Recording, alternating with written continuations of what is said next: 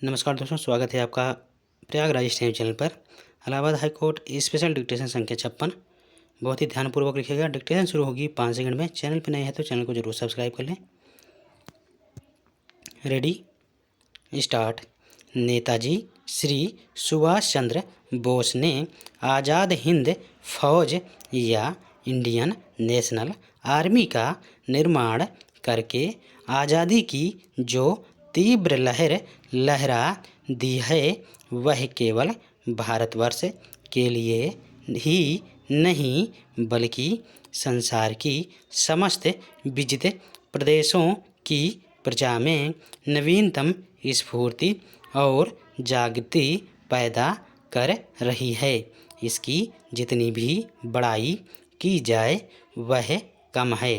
यह जन क्रांति भारत के अंदर बच्चों बच्चों के मुंह पर जय हिंद के नारों से गूंज रही है। इसके लिए आपने भारतवर्ष के बाहर यानी रूस, जर्मनी, जापान, इटली, चीन, श्याम, मलाया और बर्मा के अंदर कुछ चुने हुए देशभक्तों को लेकर सेनाएं भी तैयार की हैं, जिनमें से मुख्यतः नवयुवकों की सेनाओं के नाम सुभाष ब्रिगेड, जवाहर ब्रिगेड तथा नवयुवतियों की सेनाओं के नाम झांसी की रानी रेजिमेंट आदि रखा गया है। इसके संचालक क्रमशः कैप्टन शाहनवाज खां, कैप्टन सहगल तथा महिलाओं की सेना की प्रधान सेना नेत्री कुमारी लक्ष्मी हैं। इन सबके कमांडर हमारे पूज्य नेताजी हैं। पैरा, अभी हाल में ब्रिटिश सरकार ने इन लोगों के खिलाफ मुकदमा भी चलाया था, मगर इन लोगों की अटूट देशभक्ति के कारण इन लोगों को बेदाग छोड़ना पड़ा। आज दिन हमारी अखिल भारतीय कांग्रेस कमेटी भी आज़ाद हिंद फौज को भारतवर्ष के अंदर वही स्थान देना चाहती है जो कि इस समय अंग्रेजी फौज का है। अतः नेताजी का यह सराहनीय कार्य भारतवर्ष तथा संसार के इतिहास में स्वर्ण अक्षरों से लिखा जाएगा। जय हिंद।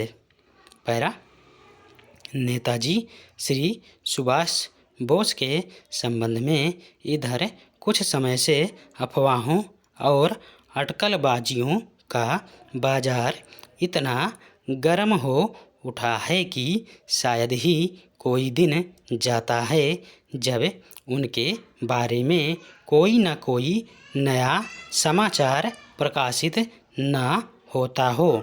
इनकी मृत्यु के समाचार सही है या नहीं, यह प्रश्न तो अब पीछे पड़ गया और जितनी बातें नई कही जाती हैं उनसे यही निष्कर्ष निकलता है कि नेताजी तो जीवित हैं ही। अब तो वे कहाँ हैं और कब प्रकट होंगे, यही आजकल की चर्चाओं का मुख्य विषय बन गया है। कोई उन्हें अपने देश में ही, कोई चीन में और कोई सीमा प्रांत से आगे कबीलों के क्षेत्र में ही बतलाता है। इस प्रकार की अफवाहें फैलाना नेताजी के रहस्यपूर्ण, साहसी और निर्भीक व्यक्तित्व के अनुरूप ही है और यदि इनसे हम किसी परिणाम पर पहुंचते हैं तो यह केवल इतना ही है कि श्री सुभाष बोस के जीवित होने में अब संदेह की गुंजाइश नहीं है और उनके स्वदेश में प्रकट होने का समय अब निकट आ गया है।